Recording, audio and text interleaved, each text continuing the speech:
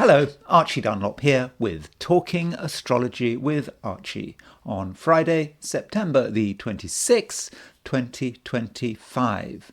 I do want to have a look at Donald Trump's horoscope. I mean, he is the President of the United States. Every now and then we do need to look at his chart, particularly in light of his recent speech to the United Nations. And the speech was controversial, at least to some, and he, I think, was attacking of some of the principles underlying the United Nations. He also said some stuff about Ukraine, which a lot of people have been talking about, from different angles. Some people have taken his words on Ukraine at face value. Others have suggested that there was a sort of an alternative hidden meaning, and maybe I'll have a look at that. So what I want to look at is a chart of his speech to the United Nations, and perhaps look at his chart, well, definitely looking at his chart, and just sort of having a quick sort of update on what's going on for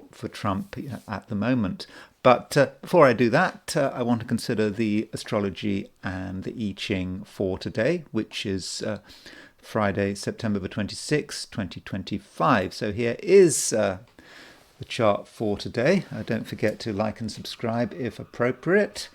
So the moon is in late Scorpio. There you can see at noon New York time on Friday, the moon is at 27 degrees 14 minutes Scorpio, and it's making a trine to Saturn. It's kind of making a grand trine as well, because it's sort of separating from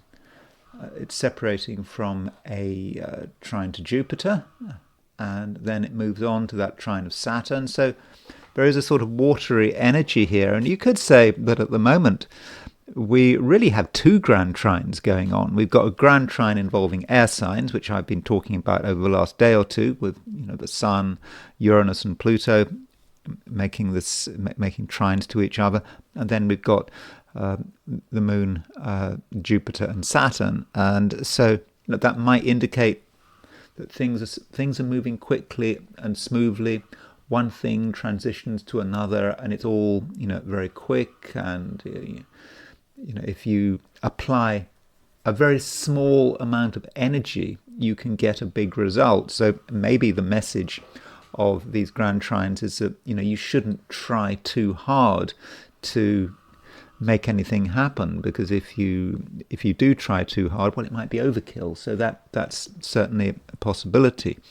And the moon does eventually go into Sagittarius. So at 10:37 this evening, London time, which would be 11:37 this evening if you're in Paris or Berlin, for example, the moon goes into Sagittarius. So that's going to be earlier if you're in the Americas. So this afternoon, moon goes into Sagittarius. So that does represent a change. I mean, it's possibly a good change, because the moon is moving into a fire sign, and there hasn't been much fire around, and some of us might feel that there's a certain sort of lack of energy. We want that spark. We're looking for that spark, but we can't quite find it. But as you move into the weekend, the moon is in Sagittarius, and the moon, when it moves into Sagittarius, it will make a sextile to the Sun, and making a sextile to Mercury. So I think probably the moon moving into Sagittarius, is a good thing. And of course, when the moon moves into Sagittarius, it's in mutual reception to Jupiter. So if things feel a bit empty today, even though things are, at one level, they're moving quite quickly, but it's perhaps just too easy, and there's a certain general sense of complacency, and where is it all going, and there might be just this feeling of dissatisfaction. So if you feel dissatisfied for whatever reason, don't worry. The moon is about to move into Sagittarius, and if you're in the Americas, it moves into Sagittarius this afternoon. And that's pretty much it. The Sun is making a quintile to Jupiter. Sun is 72 degrees off the quintile, and Sun quintile Jupiter Well, that might kind of link up with the fact that there is a lack of fire, because if there's a lack of fire, we're asking ourselves, well, how can we get things moving? Everything is flat. There isn't that sort of inspired spark that we're all looking for. And so with Sun quintile Jupiter, it's kind of like we have to make it happen all by ourselves. We have to make the effort to create fire. We haven't got a box of matches at hand. We have to use maybe a flint or rubbing two sticks together. But it requires effort. And that may be what the Sun quintile Jupiter is about. We want things to happen. We have a vision of how things could happen, but then we have to work on it ourselves, and that might not be what we want to do. But if we do get it together, then I think that in the end our willpower can prevail. So turning to the picture for Australia and New Zealand, having the Sydney chart as a representative of this, noon Sydney time. Just the moon is earlier in Scorpio. Moon is at 20 degrees Scorpio. Moon is making a trine to Jupiter. Now, the moon is making a trine to Jupiter in the Americas, but in Australasia, that moon trine Jupiter is much stronger because it's exact in the middle of the day, and so it could be quite a fortunate day. When things are happening, there's just a natural flow. Again, because of that moon trine Jupiter, moon in Scorpio, Jupiter in Cancer, and if you put a bit of effort into something, and not very much effort, you could strike lucky. And then there is the heliocentric view, and from a heliocentric view, Venus is exactly opposition Pluto. And, Venus opposition Pluto is, for some of us, we might feel that something has to be kept hidden. People are not necessarily entirely open. And, that might relate to the fact that we've got the moon in Scorpio, Mars in Scorpio. It is a sort of a bit tight, bit intense. And so with Venus opposition Pluto, well, you could see that as being about possessiveness, with Venus opposition Pluto, people wanting to hold on to what they have and holding on to it sort of, very tightly. And, any and every relationship, one might see it in terms of power, who is in control. Though, it is a heliocentric opposition, I think it's rather different from a geocentric opposition, because geocentrically, that is kind of more personal. But this is sort of more vague, and what you're feeling, about the collective at large. And I don't forget with the heliocentric picture is that Saturn is moving towards a sextile with Uranus. Remember, in a heliocentric chart, Saturn and the other planets, they never go retrograde. So Saturn is at 2841 Pisces, Uranus is at 2848 Taurus, so only 7 arc minutes. So over the next couple of days, that Saturn-Uranus sextile will become exact. And if we want to think about what that might mean, that might be about how we structure the revolution. We want to create change, or many of us want to make change. And if we want to create change, we have to be disciplined about it. That's what Saturn is about. And with the sextile, maybe there is a relatively easy way to go about it. But it's a sextile, not a trine. Sextiles always, require some effort. So that's the heliocentric view. And now it's time to look at things from the viewpoint of the 12 signs. So these are my forecasts for the 12 signs for today, which is Friday, September the 26th, 2025. Aries. For most of the day, possibly all of the day, the moon continues to move through Scorpio. And with this movement, you feel that things are potentially still complicated, and you may not be as sort of extroverted and gregarious as you usually are. But, you shouldn't worry about it. It's all a question of timing. You do have to get your timing right. There is a time to be out there in the world, taking the initiative, getting attention. But there are other times when you need to just, hold back and, perhaps, recharge your batteries. There is maybe no pressure. Okay, there is pressure. But you can see it's a pressurized world. But do you have to engage with it? I think that in many cases you don't, and it's best at the moment that you enjoy what is immediately available to you. The stuff you don't have to look for, you don't have to strive for, and if you're honest with yourself, you have what you need, right in front of you. I mean, it might be exciting to go out there and look for something, to get your hands on it, but you don't. It's all there. You've got the resources you need, and Mars, your ruler, is in Scorpio, and Mars is very strong in Scorpio. Particularly at the beginning of Scorpio, it is a place where Mars can be very powerful, and so you don't necessarily have to do anything. Now, the Moon is making a trine to Saturn, and it is making a trine to Jupiter, so it's making a sort of a Grand Trine, and so with the Moon aspecting Jupiter and Saturn, you may have just some emotional understanding of the way it's all going, not just for yourself, but for everyone.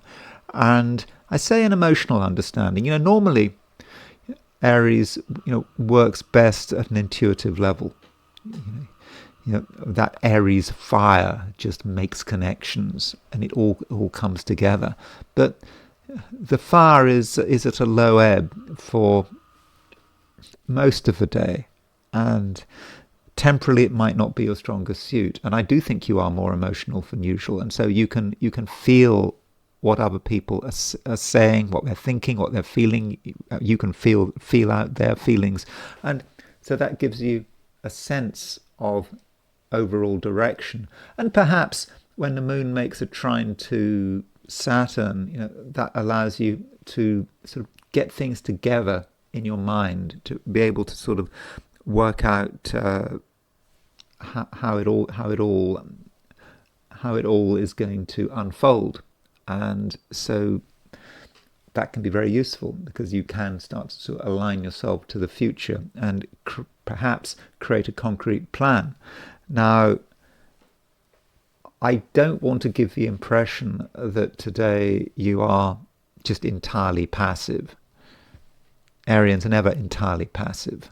And if it so happens that everything comes together at the right place at the right time, you can do something which is dramatic, but it has to come to you. It's not about you going out into the world and creating drama. The situation has to be close to home.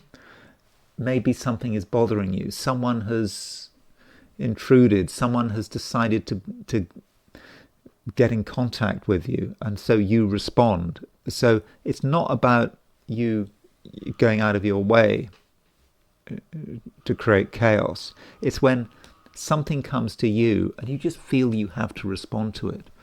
Someone decides to just get in touch and say something or talk about something, and you just respond in a way that is perhaps unexpected.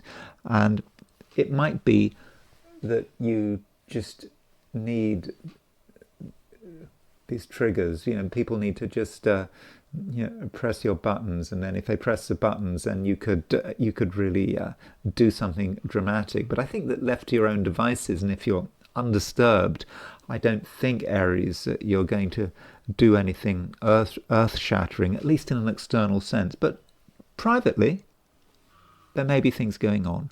there may be feelings all develop, all moving in a certain way, and things are starting to make sense. And the moon could go into Sagittarius today. I mean, I say could because it depends on your time zone. If you're in the Americas, then the moon will go into a Sagittarius, this afternoon. If you're in Europe, well, very, very late in the day, you're not going to feel that moon going to Sagittarius unless you're a night owl. And if you're doing something, for example, if you go to a late night party and you're in Paris or London, then okay, sure, something might happen right at the end of the day. But I'm probably more talking to those of you in the Americas, because that's when you do get a reasonable chunk of the day with the moon in Sagittarius.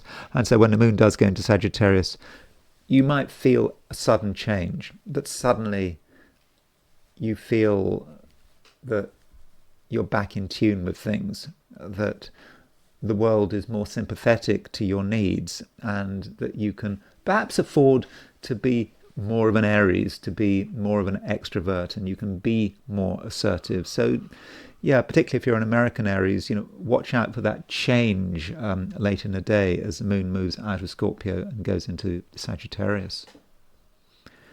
Taurus.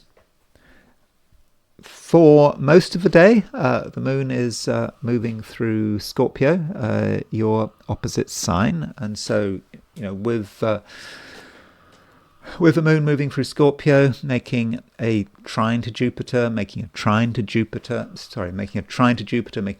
Saturn, kind of got a grand trine in water signs there. I think that you may be able to sort of benefit from other people. I mean, you don't have to do things on your own. I mean, okay, some of you might if you really insist on battening down the hatches, but most Taurians can benefit from company, and to an extent you will see things from other people's point of view. I mean, that's not something that Taurians are always very good at, because Taurians can be very focused on themselves and what is important to them, and other people you're capable of being accommodating, sometimes too accommodating. Taurians can get very angry if they're let down, or because Taurians they can come in with big ideas. They can be very sure about what they want to do, and then they can be fooled, and they can find themselves giving too much away. And yeah, that can make you annoyed. And okay, that is some danger today, that because you spend too much time worrying about other people's needs, you lose touch with your own needs. And yeah, in the end, that can be irritating, and it's certainly a possibility. And perhaps part of the problem is that some people are refusing to budge. And although Taurus is a stubborn sign, at least the stereotypical textbook Taurus is stubborn, despite all of that, you might just find yourself giving ground because it's easiest, because you don't want any trouble. You give ground and you don't feel good about it. And so ask yourself, Taurus, where are your limits? How much do you want to give away? How much do you want to concede? And of course, that's especially important if you're involved in any form of negotiation, in any form of negotiating. And the power issue really might matter. If we look at the sort of the heliocentric chart, we notice that Venus is making an opposition to Pluto. And although this is a heliocentric aspect, which is a bit abstract, as a Taurian you might pick up on it, and that Venus opposition Pluto could make you preoccupied by power dynamics. Who has the power? Who doesn't have the power? Maybe you don't have the power. That bothers you, and yeah, how much are you prepared to give away? And what is someone trying to do? And perhaps that's a good way of dealing with the moon continuing to move through Scorpio. Trying to feel out what another person is planning, what their motivations are. Just trying to feel it out and you might come up with some answers.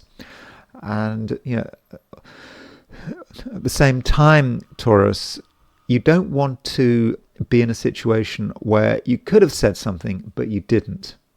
And I've got Taurus rising. I get that quite often. I kind of feel that I miss my chance. I had a real chance to say something really clever and I didn't say it. If only I just said those few words, but I didn't. And maybe right now there is a possibility that you miss your chance. There are perhaps going to be opportunities over the course of the day when you can say things which are very clear, which summarize the situation very well, but for some reason you don't get it together. The words just don't come out. You want to be polite.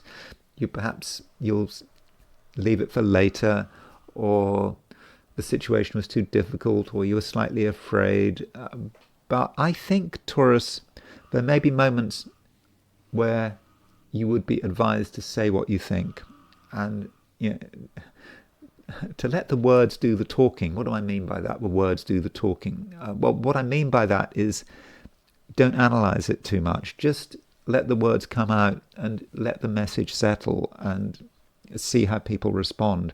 Because if you keep quiet today, when deep down you should have spoken up, I think you might regret it. So if possible, do try to be open and do express your opinions. And of course, the earlier you express your opinions, then the more natural those opinions are going to be. If you save something up, you keep these thoughts to yourself, you get emotional about them, and you finally get it together to blurt them out, you might have missed your moment and the words might come over as being clumsy and not very fresh. So words are going to be most effective when they are most fresh, when you've just thought of them, when you're responding to the situation immediately. If you leave it just a few minutes, you might have missed your chance. So do try to be verbally spontaneous. Gemini, it's another day when you may be very aware of what needs to be done, and as a Gemini, you are potentially sort of going all over the place. Perhaps you have been distracted by this Grand Trine in air signs. I think that this Grand Trine in air signs was quite exciting, and it was easy to do dramatic things, and that can be the problem with a Gemini. Sometimes you have an idea and it all makes sense, and it really is possible to make that idea happen, to put it into practice, to create a situation which is irreversible. You can't switch it, you can't change it. And then there's the question, well, was it such a good idea? And now perhaps you're thinking a little about the consequences of your actions. You don't really want to think about the consequences of your actions, and you perhaps are rationalizing a bit there. Well, you had to do it, and it's probably true that if you have done anything recently, a lot of things might be irreversible. And if something is irreversible, then you've got to make it part of the pattern of your life. That's a problem with some decisions. You have a choice, but you don't have a choice forever. And so perhaps, Gemini, there are just things you need to work on. You don't necessarily want to work on them, but you put in the effort and it kind of works out. And there may be moments in the day when you do have to put a lot of work into something, a lot of work in a very short period of time. Perhaps you find that you waste hours and hours and hours, and you don't quite know what you're doing. And then suddenly you realize what you should be doing, and it's almost too late. And then you have to really go for it. And so, that could be quite exhausting, but you have what it takes. And And still, Gemini, that Grand Trine in air signs, it's still there. I mean, the Sun is at 3 degrees 49 Libra, still making a trine to Pluto, still making a trine to Uranus. So, in your own way, you can be inspired, and you can pick up what's going on around you, and you can have ideas, and you can bring things together. And if information is available, then you should be able to really sort of get hold of it. Now, it's possible that at some stage in the day the moon moves into Sagittarius. This does depend on your time zone. This would be in the afternoon if you're in the Americas. It would be very late in the evening if you're in Europe. In Australia or New Zealand, Asia, well, that's not going to happen until tomorrow. But depending on your time zone, when the moon does move from Scorpio into Sagittarius, that might represent a change. And moon moving into Sagittarius, that it could be exciting. When the moon moves into Sagittarius, it makes an opposition to Uranus. And it's quite possible you're already starting to feel that opposition between the moon and Uranus, regardless of your time zone. But, that moon opposition Uranus, it's right across the main axis of your chart, Uranus in Gemini and the moon in Sagittarius. And yes, certainly if you're an American Sagittarius, late in the day, you might find that you're challenged. And something happens, something occurs which you feel you have to respond to. It sort of motivates you to show how different you are, to demonstrate your individuality. And okay, that might happen very, very late in the day in Europe. I don't know what you're doing late tonight. Maybe you're just going to sleep, but if you're in Paris or Berlin or London, but maybe if you're not going to sleep and you're with people, that moon opposition Uranus sort of could create some last minute excitement. It's creating a situation where you do feel that you have to respond. Cancer.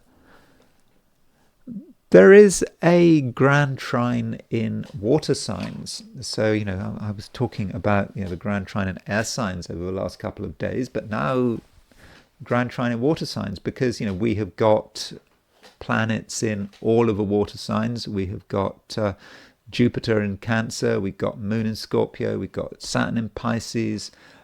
Moon is making a trine to Jupiter, trine to Saturn, and it being a Grand Trine in water signs, you might feel that things are moving. Things are moving quickly, and it doesn't really take much effort.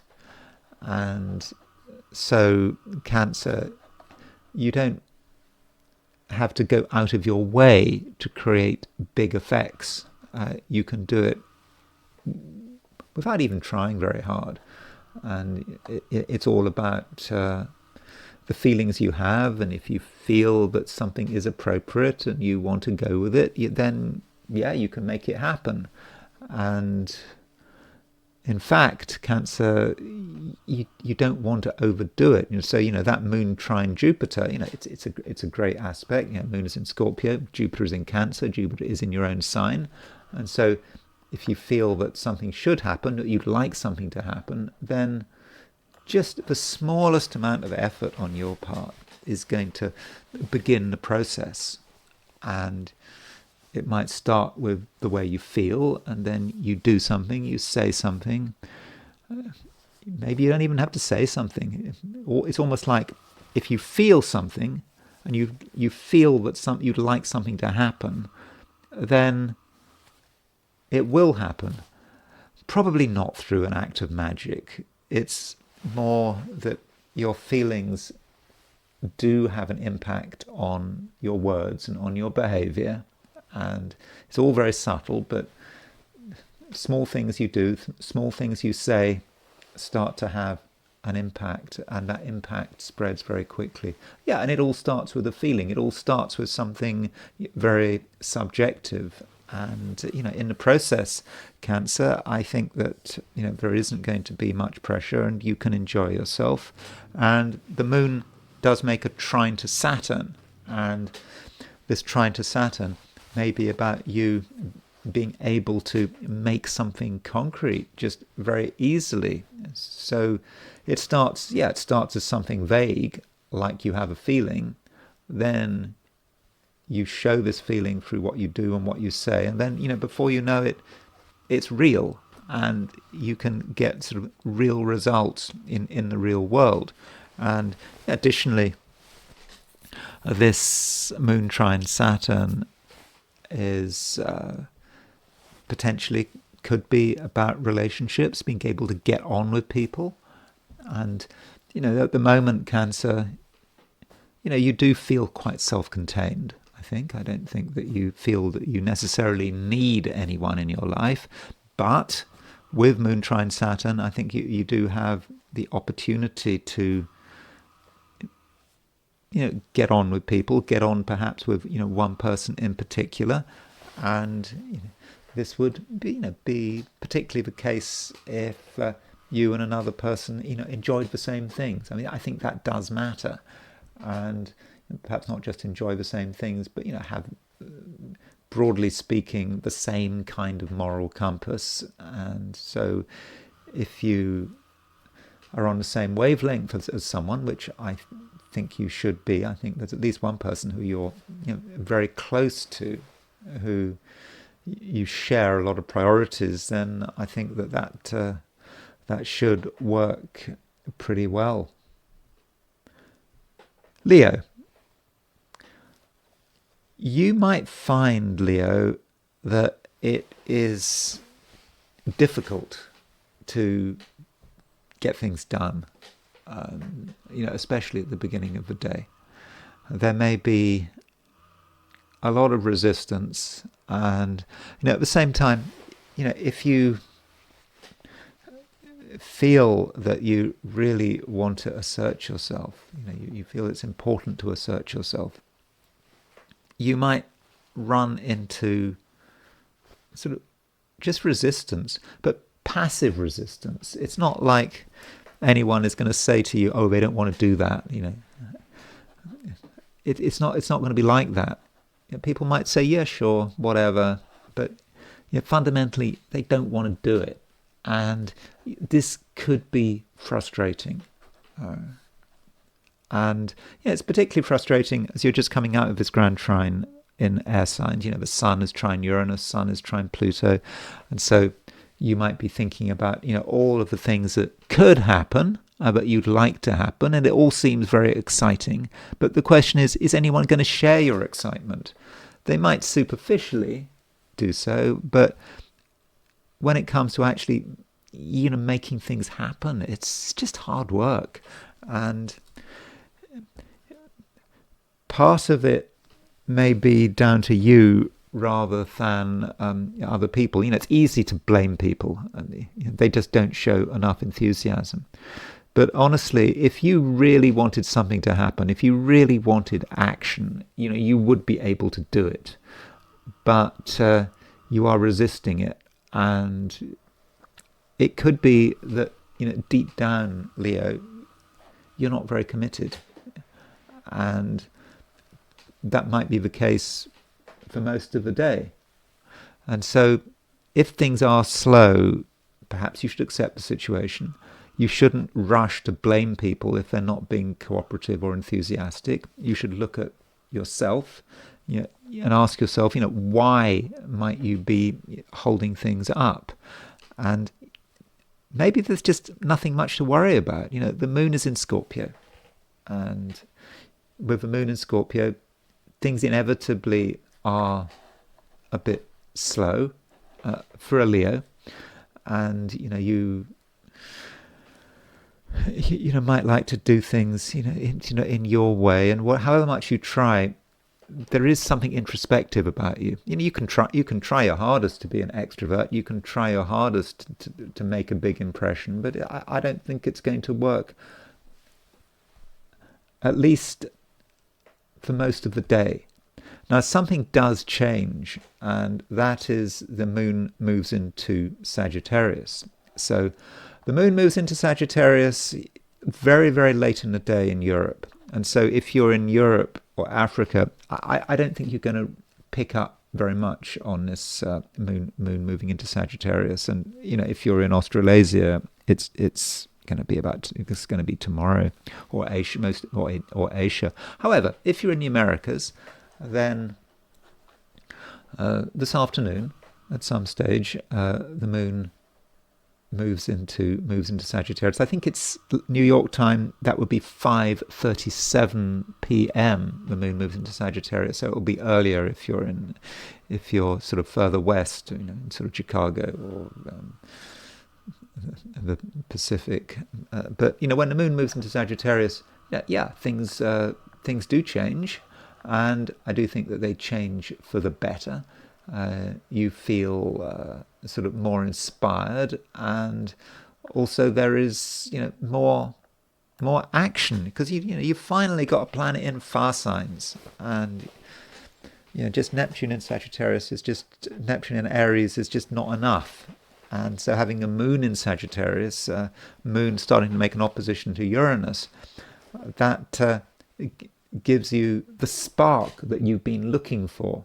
And it's just all of a sudden going to be just easier to enjoy yourself, easier to be spontaneous, and perhaps some of the things you've been working on recently over the last couple of days, which had just been theoretical, you finally get the support you've been looking for. And I know it's late in the day, but it doesn't mean that everyone is not going to be around. I mean, and it may not need anyone else.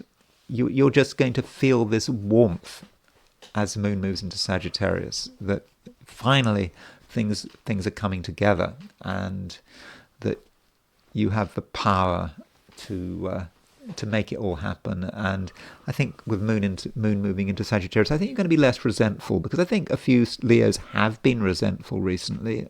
Certainly over the last couple of days, you perhaps felt that you couldn't get anything off the ground, you weren't getting enough support, you didn't feel always entirely happy. But now moon in Sagittarius, moving into the weekend, for all of Saturday, the moon will be in Sagittarius. So perhaps late in the day and into the weekend, you can start making up for lost ground.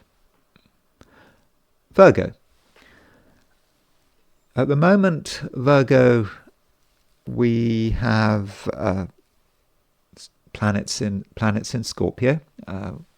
Mars is in Scorpio, Moon is in Scorpio, and from a Virgo perspective, that means that you're quite good at relating to other people.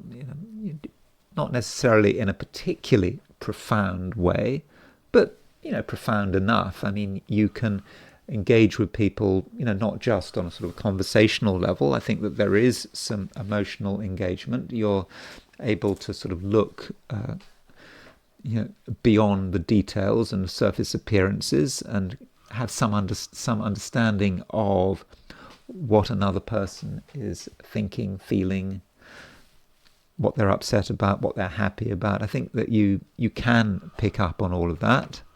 And additionally, we've got a Grand Trine in water signs, and this Grand Trine in water signs is pretty good.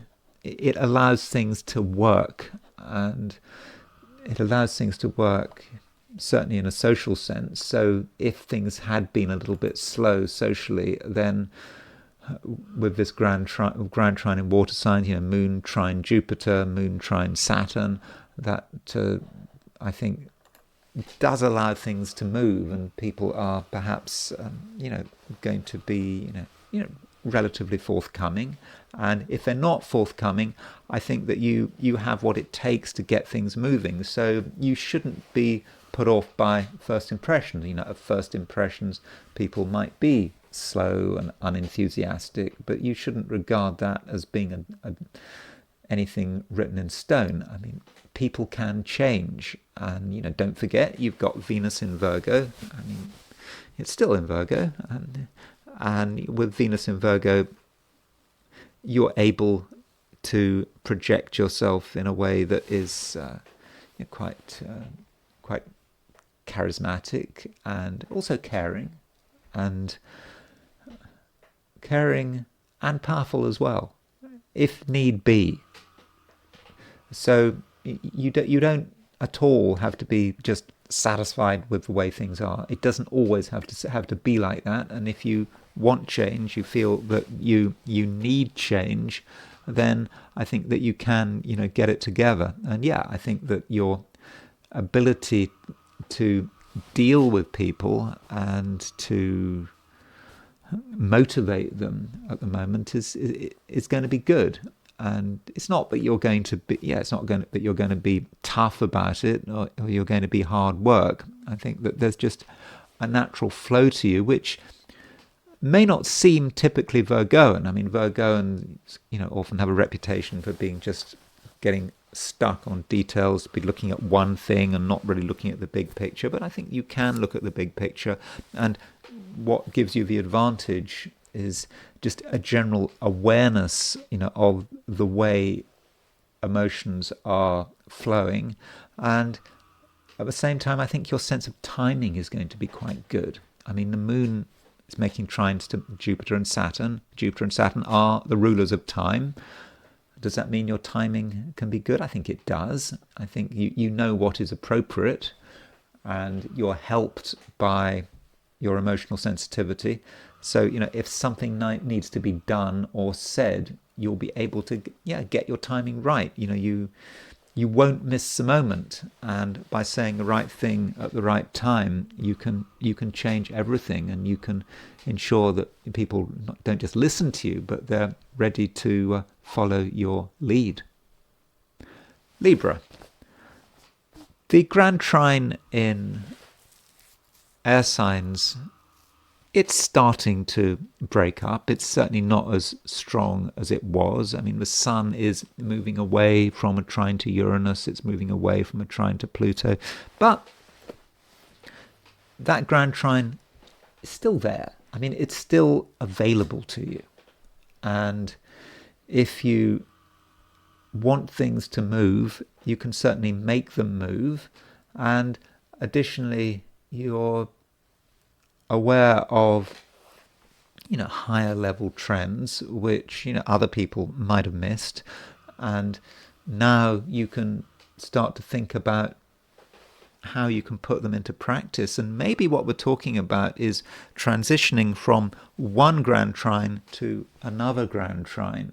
So the Grand Trine in air was perhaps relatively easy for you to deal with. I mean, the sun is in Libra, and so it's energy that's familiar with you being an air sign. But there is also this Grand Trine in water signs forming, and you've got the moon in Scorpio making a trine to Jupiter, making a trine to Saturn. And I think that this Grand Trine in water could be about putting into practice what you have learned and experienced from the Grand Trine in air signs. So, the air is perhaps quite conceptual.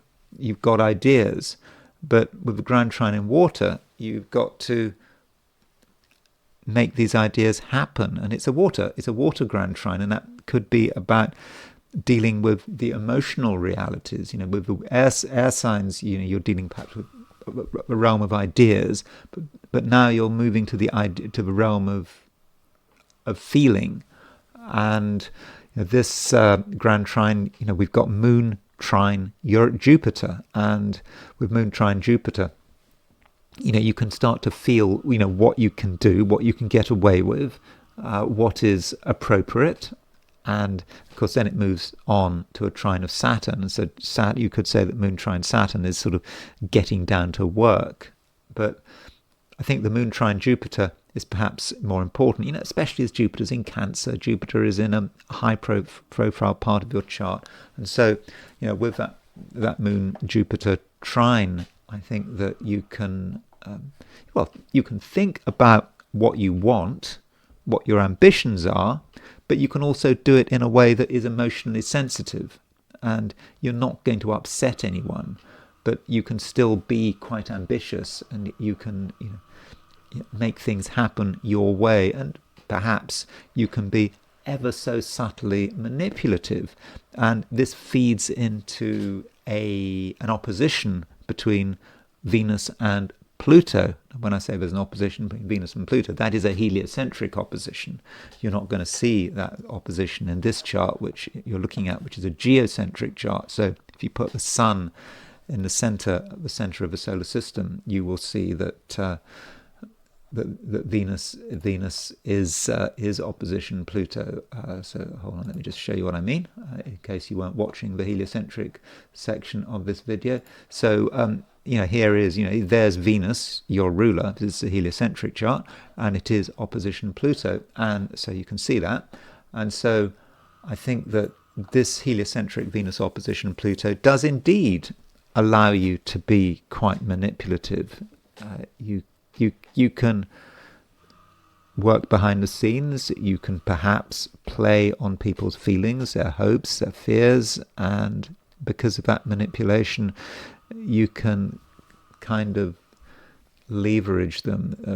Is that the right word? Leverage. You can sort of change. You can slowly move them without using too much power. At least not too much energy on your part, that you're still able to assert a huge amount of energy without exhausting yourself, and you can get them to sort of come around to your way of thinking. And so that means that if there's something you want today, there should be a way of finding it, and even if that involves another person's cooperation, I think you'll know what to do, you'll know what to say, and of course at the moment you're going to be very good at being persuasive, and you'll be able to explain things very well, and you'll be able to play with the facts. You can sort of move the facts around. It's because the facts come from the Grand Trine in air, but then the manipulation comes from a Grand Trine in water, so you can switch the facts around, give them an emotional spin, and in such a way you'll bring people round to your way of thinking. Scorpio. There is still quite a lot going on in Scorpio. I mean, Mars is of course there, and Mars is not going to leave Scorpio until the beginning of November, and the moon is in late Scorpio. And moon does leave Scorpio, well, if you're in the Americas this afternoon, if you're in Europe, very late this evening. So while the moon is in Scorpio, do make the most of it. Of course, if you're in Australia or New Zealand, you're going to have moon in Scorpio all day. So the moon in Scorpio does make trines to Jupiter and Saturn, and that means that we have a Grand Trine in water signs.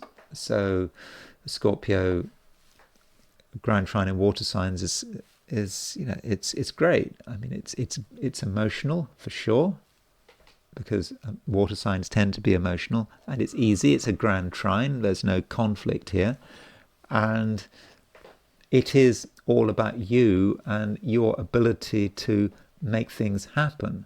Now, that is a way of looking at it. I mean, there is always a problem with a Grand Trine in water signs, and I've got a Grand Trine in water signs in my own chart. Venus, Venus, Jupiter and Neptune. Venus in Cancer, Jupiter in Pisces, Neptune in Scorpio, making a Grand Trine.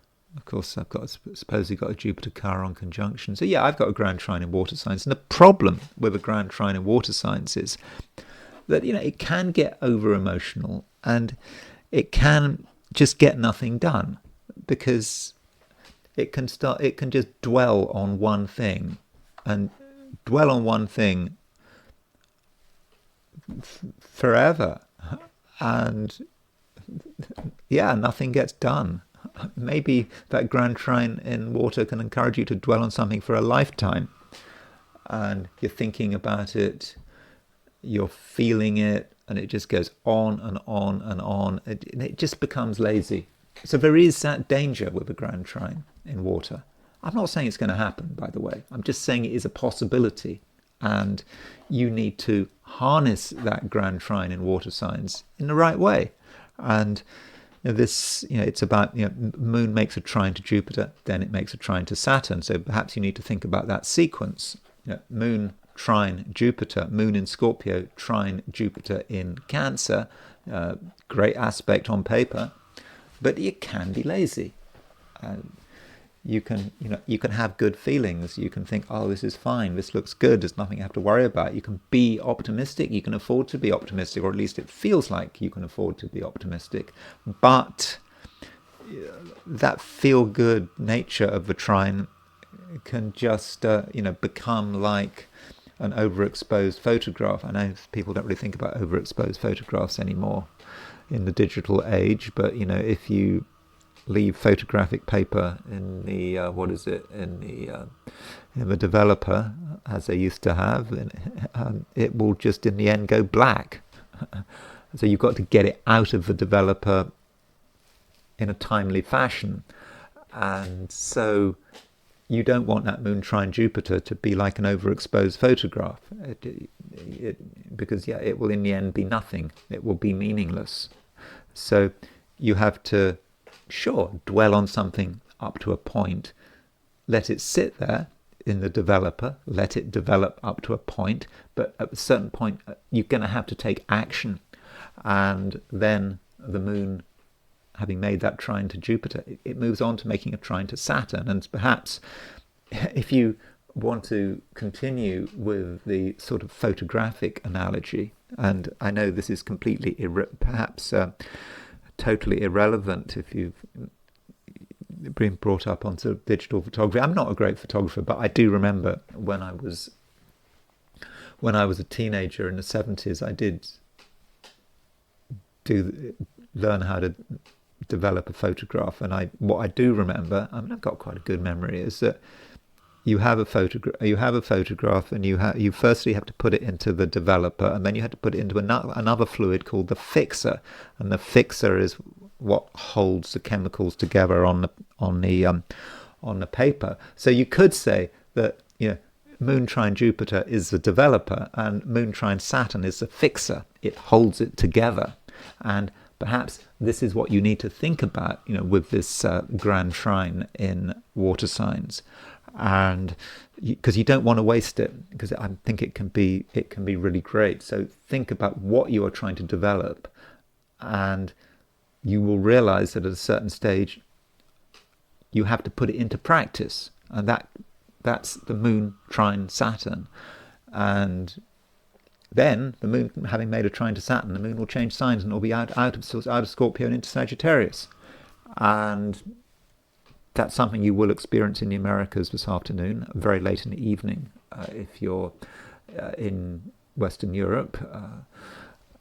And that could be the moment where you have to take what you've developed and actually work out what you need to do to make it work in the real world with Moon and Sagittarius. And so there is a process there, and I think Scorpio, it's very important that you are aware of that process. But I think that Grand Trine in water signs can really work your way if you're prepared to really use that Grand Trine and realize that Grand Trine in the end needs results. It's not just about feeling good about something. If you can do that, then I think that today could be very constructive. Sagittarius, you'll be pleased to know that at some stage the moon will move into Sagittarius, your sign. The question is when. So if you're in the Americas, then this afternoon the moon moves into Sagittarius. For example, in New York, it moves into Sagittarius, I think, at 5:37 p.m., so which would be 2:37 p.m. in San Francisco, and sort of late morning if you're in Alaska or Hawaii. So you can get ready for that. Okay, if you're in Asia or Australasia, the moon won't go into Sagittarius until tomorrow, Saturday. But it's happening, and you really need the moon to move into Sagittarius. I think it will be a great relief for you when the moon moves into Sagittarius, not least because the moon, when it moves into Sagittarius, is in a fire sign, and just at the moment, Sagittarius, you just might not feel very inspired. Yeah, you have ideas. There's a lot of things you could be excited about, but it's just difficult to see anything through. And it's not just your problem, it's other people's problem as well. It's just difficult to get anyone excited about anything.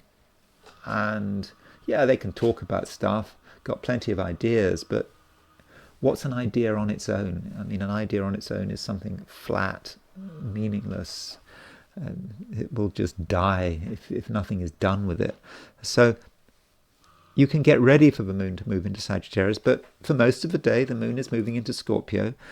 For most of the day, the moon is moving through late Scorpio, and it's making a trine to Jupiter, it's making a trine to Saturn, and so just go with the energies. And for most of the day, there isn't necessarily anything that you absolutely have to do. And, additionally, if you try to get on with people, you might be disappointed by, their lack of enthusiasm, and they want to hold on to the present and the past, but then they don't want to embrace the future, not yet. And it might be frustrating, and it just could be, Sagittarius, that you're just ahead of everyone. You're maybe a few days ahead of everyone, maybe a few years, but there is a sort of a mismatch there, and you might just not feel that you're on the right wavelength, or other people are not on your wavelength. And so, Sagittarius, it's probably best to be patient and to work with what you've got. Now, one aspect there is today is moon trine Jupiter. Moon in Scorpio, trine Jupiter in Cancer. I think wherever you are, you're going to feel that trine between moon and Jupiter. I think you're going to feel it most strongly if you're in Australia or New Zealand, because that trine between moon and Jupiter, it's exact. Really in the middle of the day, at the sort of the peak of the day. So you'll have more opportunities to utilize that moon trine Jupiter, but I think all of us can feel it at some level.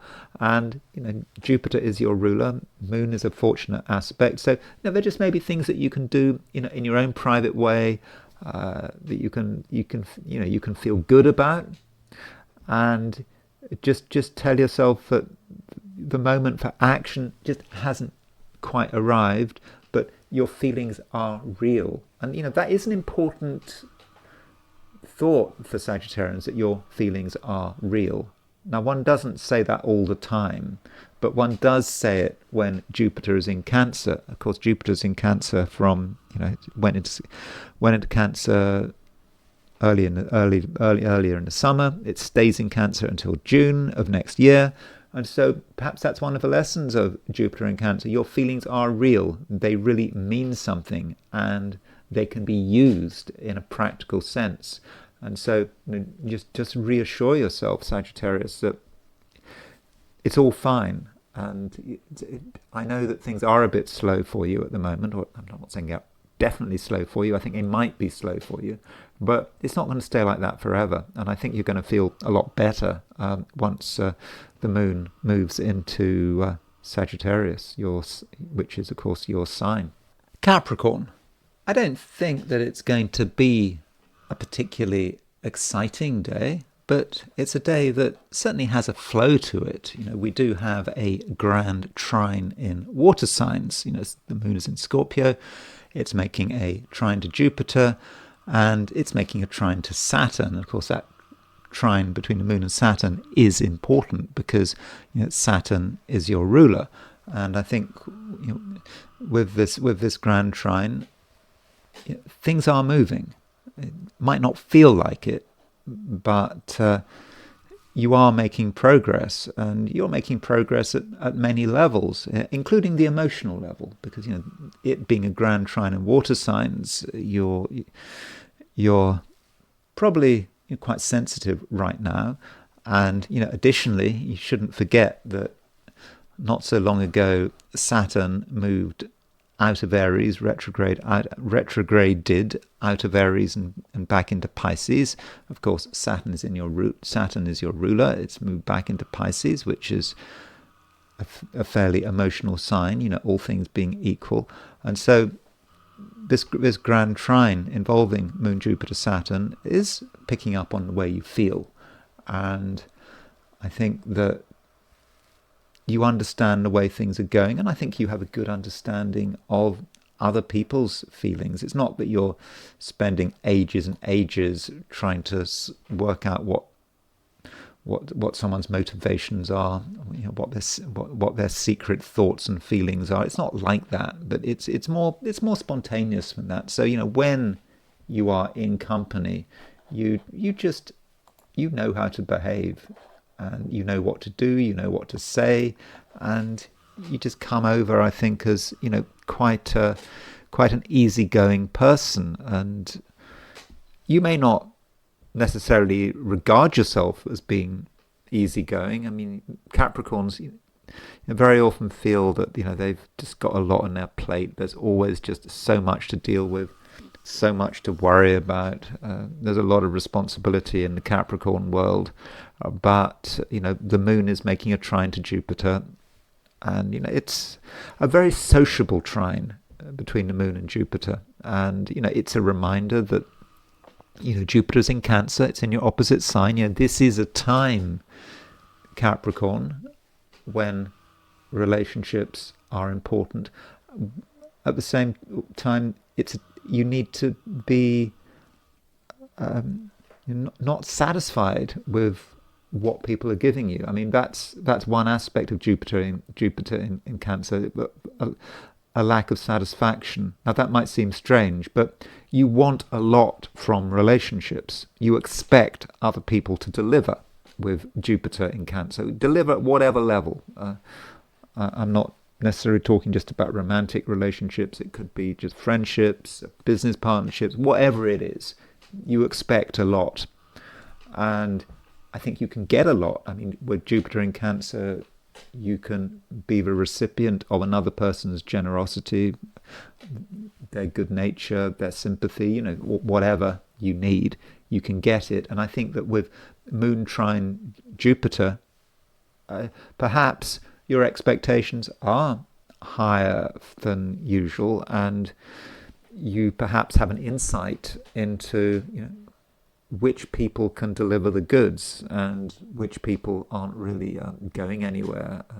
And so maybe this Grand Trine can allow you to very quickly understand your social environment and understand which are the people you need to spend time on and which people are just going to be a waste, a waste of effort.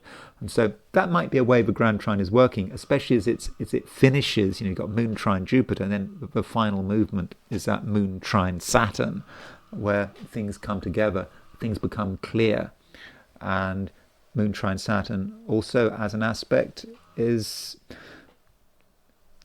connected with another person, can be connected with another person, perhaps at the last moment, understanding someone like never before, really understanding what they can do, what they can't do, and being able to make a quick judgment about someone, a judgment that might be based on your emotions. And as a Capricorn, you might be suspicious of emotional judgments. Can you really trust your feelings?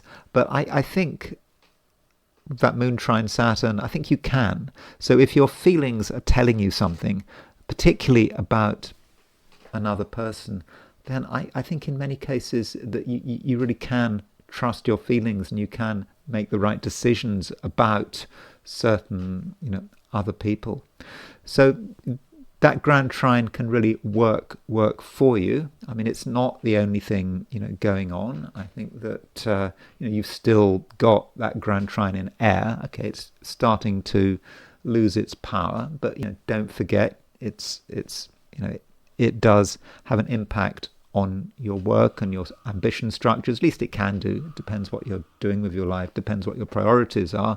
And with the Sun trine Uranus, trine Pluto, I know it's Friday, it's the end of a week. It may be that you can just get something together, perhaps something you've been inspired about earlier in the week, something that you were excited about, something you wanted to put into practice. Maybe you just have a chance to get it together, right at the end. So don't assume that that sort of flow of ideas represented by that Grand Trine in Aries is over. Just as you move into the weekend, perhaps you can make some effort to stabilize something, to make something a part of your life, to give it real sort of realization in the real world.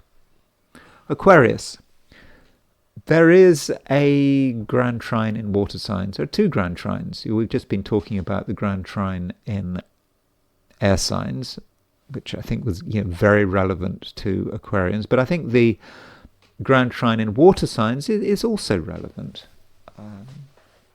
Because, the moon is, the moon's in Scorpio for most of the day. And with the moon in Scorpio, Scorpio is a sign that is important to you. It might not feel important, but it's high profile. It's an angular sign in the Aquarian horoscope, and it can relate to ambitions, everything you're trying to achieve, and it can be about desire. And so the moon has just made a conjunction to Mars. Okay, that Moon-Mars conjunction was a day or two ago, but that Moon-Mars conjunction was, I think, pretty motivating. I hope it was motivating. Remember, Mars is now in Scorpio, and Mars is a powerful planet in a powerful sign, and I'm hoping, Aquarius, that while Mars moves through Scorpio between now and the beginning of November, this is going to really motivate you to do amazing things, and whatever it is you want, whatever your ambitions might be, that you find a way of actually making these ambitions happen. But now the moon is making a trine to Jupiter, and it's making a trine to Saturn, and I would have said, Aquarius, this is an opportunity to get yourself together. If you want something to happen, if you want to make something real, then you can make it real. And part of it is about hard work, or at least good organization. I mean, good organization matters, Aquarius, and it is not just about now. It's where you're at the moment. Between now and the summer, the early summer, it's just going to be important that you do get yourself together, that you don't leave things to chance, and that's the only way that your ideas are going to be made manifest. And so this Grand Trine in water might sound a bit vague, Grand Trine, water, emotion, but it's not actually vague at all. It's about you understanding what needs to be done, feeling what needs to be done, and being able to put in the work. And Saturn has gone back into Pisces. The moon is making a trine to Saturn, and this perhaps reminds you that you have to look after your own needs and your own sustenance. And for example, you might have to make sure that you're paid properly, or that whatever you're doing is financially rewarding. Of course, that does depend on your situation, but you shouldn't neglect the financial angle of things. Now, some Aquarians regard money as being totally unimportant. It's beneath them. You're on a higher level, but it does matter, unfortunately. We live in a capitalist system, and it's so money kind of is essential, and so don't ignore that. And I think with the moon making a trine to Saturn, I think that you have a chance to make it clear to everyone what you need, and if people aren't listening to you, then you can escalate. And I know escalate sounds bad, but I think it might be a time when you could escalate. And if you aren't going to escalate it over something that is important, you don't want to escalate just for the sake of it, but escalation in the right situation, if you have the right people in place, it's the right time, and you do escalate, I think that you might get rapid results because you will be taken seriously. And it will be easier to just listen to you and perhaps give you what you want rather than go for some sort of protracted conflict. I mean, people want an easy life. Remember that. It's not just you that wants an easy life. It's other people want an easy life. They don't want conflict. And if you're being difficult, it might be a day when the best option for many people is just to appease you. Pisces. You're a water sign, and there is a Grand Trine in water. And this Grand Trine in water signs, well, it's taking place because Jupiter is moving towards a trine of Saturn. And this trine between Jupiter and Saturn doesn't become exact until next year, and that's because Jupiter goes retrograde. It looks as if Jupiter is getting closer and closer to Saturn, but it doesn't get all the way there. It does go retrograde. But the moon right now, being in late Scorpio, makes for trine. I mean, if you miss this Grand Trine, I mean, don't worry. The next time the moon is in Scorpio in a month's time, you'll get another Grand Trine. But it's happening at the same time as we've got a Grand Trine in air signs. So we've got 2 Grand Trines. And so perhaps this Grand Trine, is, especially strong at the moment. And this could mean, Pisces, that, things move faster than expected. And, one aspect we do have, if we break down the Grand Trine in water signs, is a trine between the moon and Jupiter. So we get the moon-Jupiter trine before we get the moon-Saturn trine. And the moon-Jupiter trine, as far as I'm concerned, does look pretty good. I mean, Jupiter's your ruler. Jupiter is in Cancer. It's exalted in Cancer. And so the moon making that trine, it just picks up on who you are, what you want, and what's important to you and what gives you satisfaction. And then the moon moves on and makes a trine to Saturn. So what this could be about is about stabilizing something. So you have ideas, there are things that inspire you, there are things that make you happy, but can they be something permanent, or is it just the way you feel right now and you're just going to lose it when things change? Well, not necessarily, because Moon trine Saturn allows you to take something that's important to you and make it real and make it lasting. And that might require some work on your part, but I think that you can handle it. And the moon is now moving through late Scorpio, and at some stage today, okay, it might be tomorrow, the moon does change signs from Scorpio into Sagittarius. And this sign change, okay, it could be, this afternoon if you're in the Americas, it could be tomorrow if you're in Australasia. But, with the moon moving into Sagittarius, that might be the moment when you have to take the energy of that Grand Trine and ask yourself, well, what was it all about? How can you make it real? But then the moon is moving in. The moon, having made the trine to Saturn, moves into Sagittarius, which is a very ambitious sign. It's about you thinking beyond your immediate situation and thinking about what might be possible if you gave yourself the chance, if you were able to put in the work. So when you look ahead to the weekend, I mean, don't necessarily plan to have a quiet and boring weekend. I think there may be things that you need to do which relate to the end of a week. So, it has been quite a busy week with those 2 Grand Trines, Grand Trine in air, Grand Trine in water.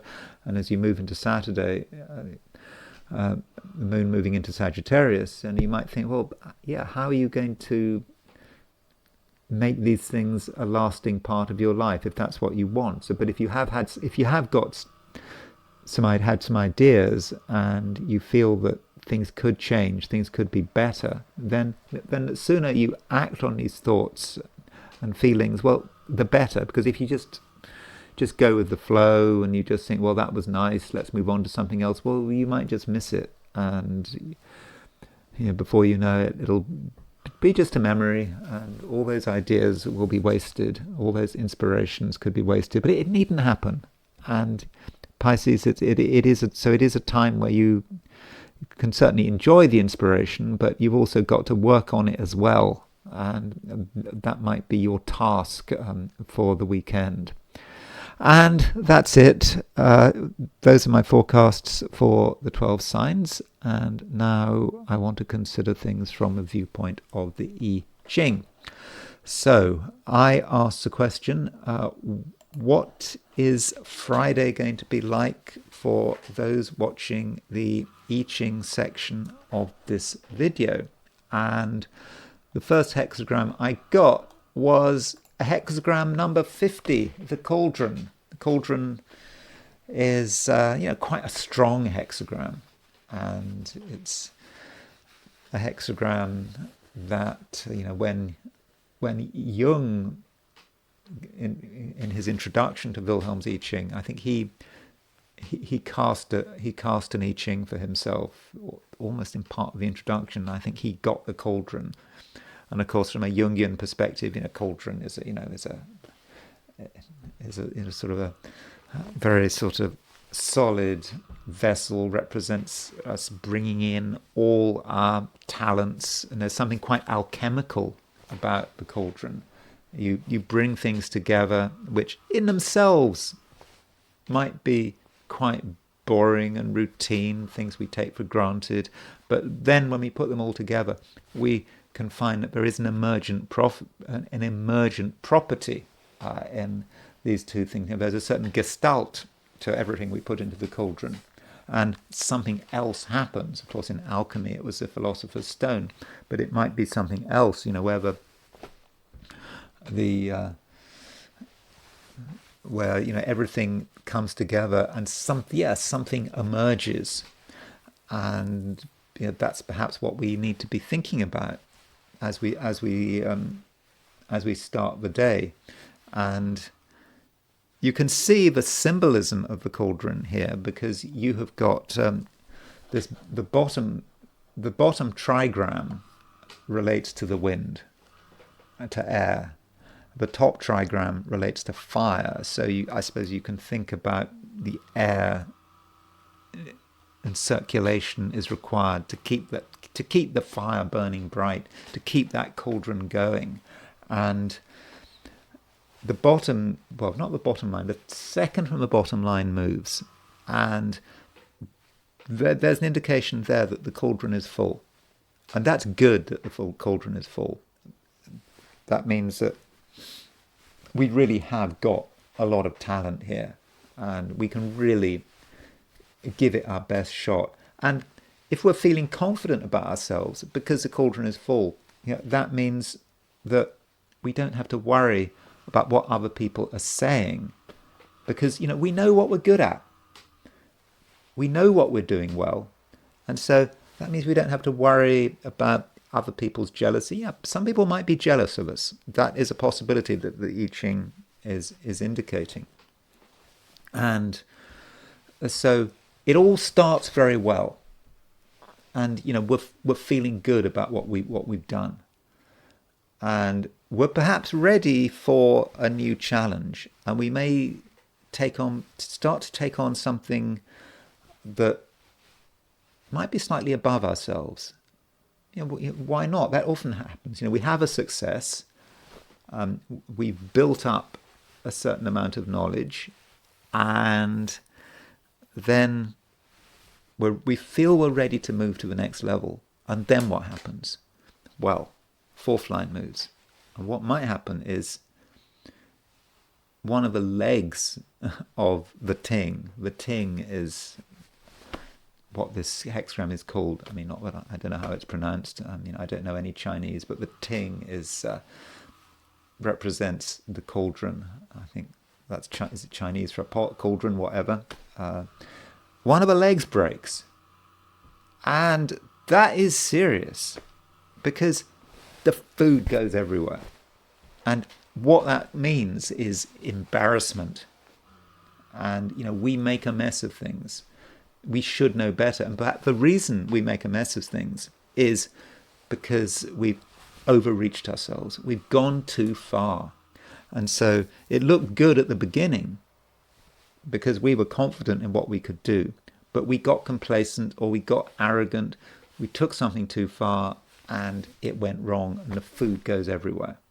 And the symbol there is in the Chinese court. Some high official messes up in front of the emperor. So this is not good. And so, does this need to happen? Do we need to embarrass ourselves? I don't think we do. We just need to know our limits, and we just need to stick to what we're good at. And we mustn't be ready. We mustn't feel ready to move to the next stage. Although we have two moving lines, so we have to consider what hexagram this leads to.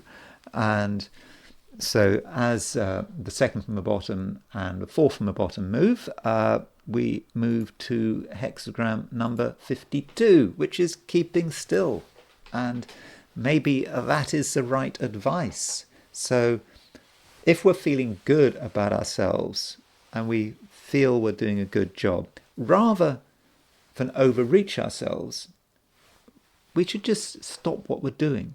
We don't want to draw attention to ourselves, because in the previous hexagram, in the end, we were drawing attention to ourselves for the wrong reasons. We were embarrassing ourselves.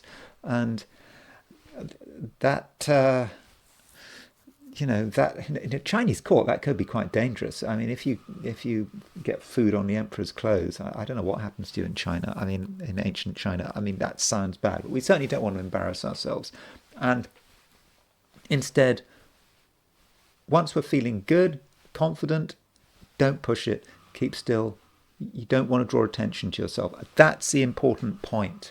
And with keeping still, there is an implication here that there is some danger around.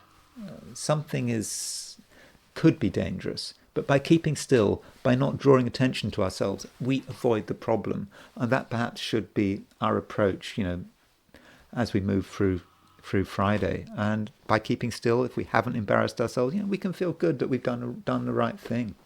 And finally, I want to briefly look at Donald Trump. I think it's just always a good idea to look at Donald Trump every now and then.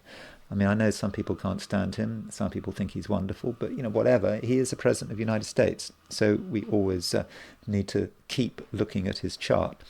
And so what he did on Tuesday, he made a speech to the United Nations. And he made several. He said loads of stuff. He talked about the United Nations. He talked about what's important to him. I mean, he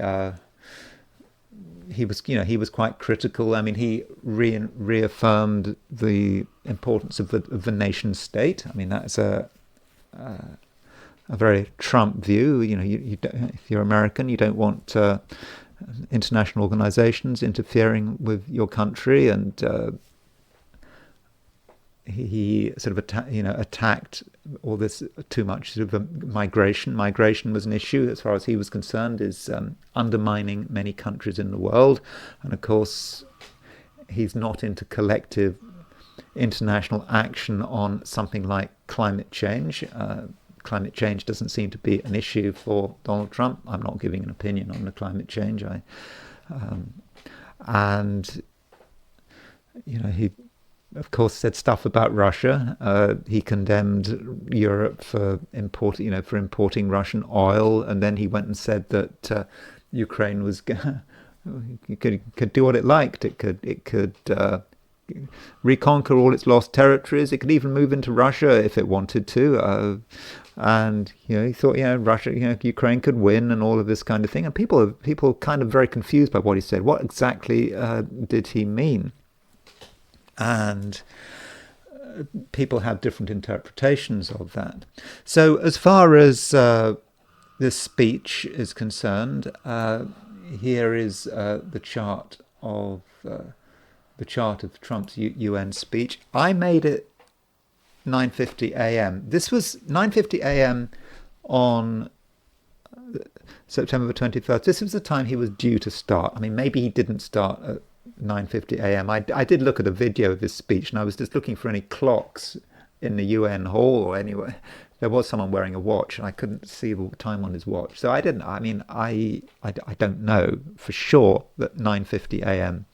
was the time he made the speech, but it was certainly in the morning of September the 23rd. So if 9:50 a.m.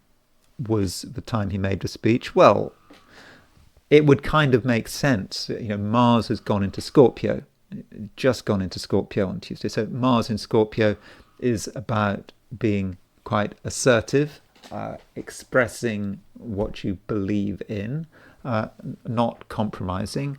And there's a good chance that Scorpio was rising when he started making that speech. So you could say that Mars was rising. I know you might say, okay, Mars is in the 12th house. It doesn't matter. Mars is, certainly from a whole sign perspective, Mars is in the first house.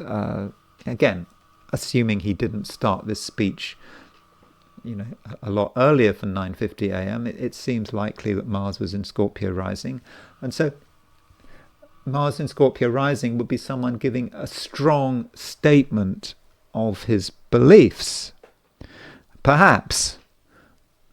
Although it's interesting that when he made this speech, the Sun was opposition Neptune. Now, I talked about the fact that on Tuesday, you had the Sun at 0 degrees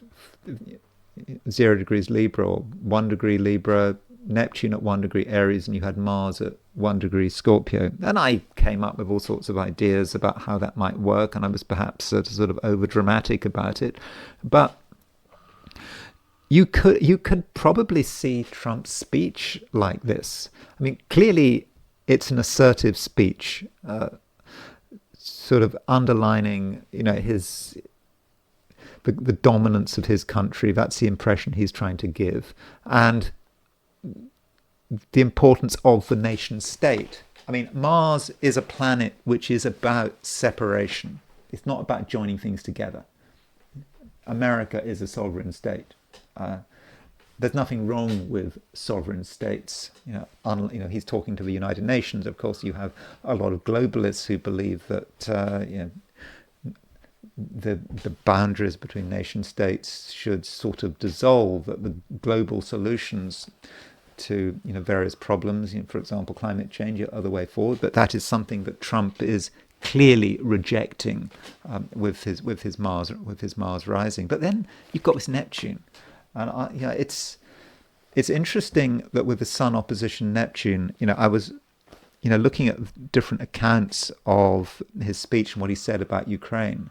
And it could have been that he was almost being ironic about Ukraine. I mean, he's kind of saying, well, you know, this is what he's being told. I mean, this is what a lot of commentators outside the mainstream media are suggesting, that he was sort of acknowledging that Ukraine was losing the war and had no chance. But, you know, Ukraine has been saying that, you know, everything's fine, that they can win, just need enough support, and he was just sort of leaving it to the Europeans. And maybe this is the Sun opposition Neptune. He is being deliberately sort of deceptive, and you know, this is I think a problem that, you know, many people have with Trump. I think with Trump. Some people say that he's saying stuff which just is stupid and ignorant. I mean, that is one view. Showing things indicating that he just doesn't know. Saying stuff about the Russian economy that is just untrue. Saying stuff about, for example, the way the war is going. But there is another view that it's not just about Ukraine, but a lot of other things, that he is kind of playing games, and that he is just saying all sorts of stuff, completely confusing people, and maybe it's completely deliberate. So maybe Trump is a genius. So it's really difficult to work out how to understand what a lot of what Trump is saying and doing. I mean, part of me would look at Donald Trump's chart and say, well, he has got Sun opposition the Moon in Sagittarius opposition the Sun in Gemini, and maybe this is genuinely about him just swinging from one thing to another. It's often said that he's influenced by the last person he talked to, And so he talked to Zelensky for 7 minutes before his speech, and maybe that said something about it. But he just does swing. But maybe, if you like, there is a method to his madness. And so I'm not really saying he's mad, but you know what I mean. There is a method there, and some people who just look at what he says at face value don't necessarily, understand that. And going back to the chart of the speech, I think that Sun opposition Neptune perhaps does imply that someone is playing around. There is a lot of deception and lies, and people are being misled, and people don't really necessarily know what to make of this speech. And he's making a speech at the United Nations. I mean, the United Nations is not an organization that Trump is really a fan of, and it's worth looking at the United Nations horoscope and how it relates to Trump. So here is the United Nations horoscope. It was ratified on October the 24th, 1945. There is a chart available which says 4:50 p.m. I wouldn't necessarily take that 4:50 p.m. too seriously. But this is set for Washington, D.C. rather than New York, the chart I saw. And I assume the reason it's set for Washington, D.C. and rather than New York is that ratification takes place in Washington, D.C. rather than in New York. It's like with the chart for NATO. The ratification chart for NATO is set for Washington, D.C. That's because it was ratified in Washington, D.C. But, here is the chart for the United Nations, and the thing that, what do I notice about this chart? Well, it's Sun in Scorpio. I mean, it takes itself very seriously. This is a serious business. There's a lot of emotion, and 4 planets in water signs: Sun, Scorpio, Sun and Mercury in Scorpio, Mars and Saturn in Cancer, and the North Node in Cancer. And you could say that with that Scorpio, there's a lot of compassion there. The compassion about other people's suffering. But then you could also say that the road to hell is paved with good intentions. That passion, that compassion is really driving the UN to take action. But in the process of taking its action, it just may be just going too far and just making things worse. And also that Mars-Saturn conjunction, you could say that the organization is just living in a time of sort of difficulty, frustration, death, destruction, and that's what it's all about. And it's trying to be Libran about it because it's got Venus in Libra, and it's got Moon in Gemini. So Moon in Gemini, a lot of talking. And so the Moon in Gemini, Sun in Scorpio is it's at odds with one another. I mean, Moon in Scorpio, Moon in Gemini, you feel very upset about something, but what do you do when you're under pressure? You just keep talking. You have great speeches, and you have people like Donald Trump making speeches. And additionally, in this chart, no planets in fire signs except for Pluto. And that might also say something about the United Nations. It's an organization that just keeps going. It's a Scorpio organization. It's not going to go away, but there may be times when it was inspiring. I mean, I think that there was perhaps a glamour to the United Nations. You had, there was that Batman series. Very often sort of criminals in Batman, they would attack the United Nations and some terrible things would happen. I can't remember offhand, but they would sort of do strange things to United Nations delegates. And of course in James Bond films of the 1960s, you had talk about the United Nations. It was sort of held up as some rather sort of glamorous, important body, but it has lost that, and it's sort of a lack of fire. It's a lot of talking, a lot of feeling, but where is the inspiration? It's not really a very inspiring organization. It's just stuck, and it's just staying like it is, and it's not going anywhere. And you can imagine how someone like Donald Trump would not be particularly tolerant to it. And as far as how Trump relates to the United Nations, Trump was born around the time that the United Nations came into being. So he has Saturn at 23 degrees Cancer. The United Nations has its Saturn at 24 degrees Cancer. So in fact, the United Nations Saturn is ahead of Trump's Saturn, even though he was born after the United Nations. So in a way, Trump and the United Nations are of the same generation. And Trump's Saturn picks up on perhaps the flaw of the United Nations. His Saturn is at 23 degrees 49 Cancer. Mars is at 2359 Cancer. So the whole problem and the whole sort of impotence of the United Nations, represented by that Mars-Saturn conjunction, can't doing anything. Trump comes along, born close to this time that the United Nations was ratified. He completely picks up on it, and he reinforces it, and through his speech, where he just told them, what he thought, and this is perhaps how things are going to move ahead in the future. Now Biden has gone, it's likely that Republicans are going to win again in 2028. Probably Vance is going to win in 2028. So the United Nations is put under a lot of pressure by the Trump regime, and also Trump has his sun at 22 degrees Gemini. And I don't know for sure that the United Nations was ratified at 4:50 p.m.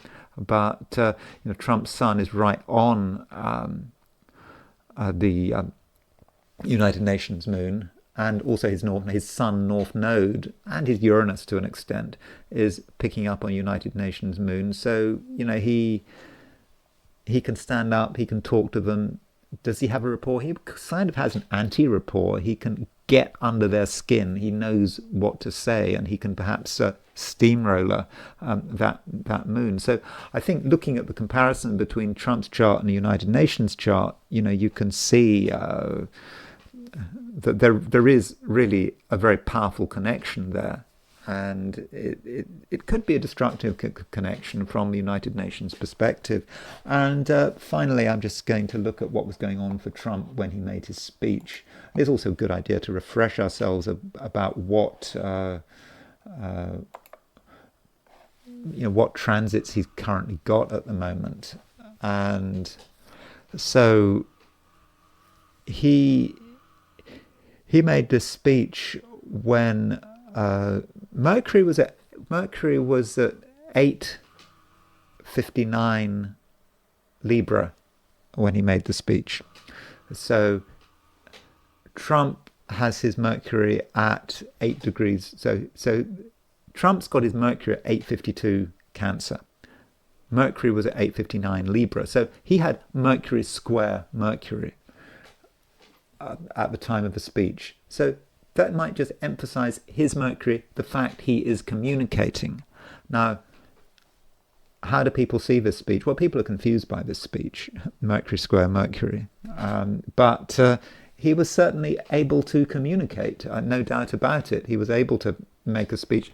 Whether or not the speech was a successful speech, well, it probably depends on your view of Trump. If you're a fan of Trump, you probably think it was a great speech. If you're an opponent of Trump, you will regard it as being a disaster. That's the way it goes with this very divided society in which we live in. But I think Mercury square Mercury, the symbolism is perhaps very simple. That is the time when you make a speech. And aside from that, what else was going on? He had the moon was at 20 degrees Libra. So the moon was in the Via Combustor, relatively close to Trump's natal Jupiter. So perhaps people's response to that speech, well, it could have been rather sort of unexpected, and maybe destabilizing. And that could be how the moon in the Via Combusta, is working. And so I don't know whether it was a successful speech. It probably was from Trump's perspective. I mean, it's good having Moon conjunct your Jupiter, and I think Jupiter is an important planet in Trump's chart at the moment because it's his annual ruler from a perfected perspective. So yeah, those are some thoughts on Trump's speech. The Moon was not just conjunct his Jupiter; it was trine his Sun. So the Moon was Moon picking up on that Sun, and the Moon was just moving into Trump's third house, and of course the third house is the communication house. It can be about how you communicate. This is a good example of it. I know it's the Moon. The Moon is a fast-moving planet, but if you're Trump, things are happening all the time. So Moon on the third house cusp, making a trine to the Sun, would indicate to my mind that probably, all things being equal, the speech, was successful, and it did the job, whatever job that Trump was trying to do. And additionally, maybe he succeeded with that Sun opposition Neptune and sort of confusing people, giving strange signals. Perhaps that was his plan. But Trump is maybe a more difficult person to understand than he seems to be on the surface. And I think it is connected with that, with his Sun Moon. The Sun Moon, he just giving conflicting messages, with the Sun and the Moon being opposition one another. So thank you very much for watching. I probably should have said more about Trump, but I will of course be returning to the subject of Trump pretty often, because as I said, he is important. He is the President of the United States. And so thank you very much for watching this video.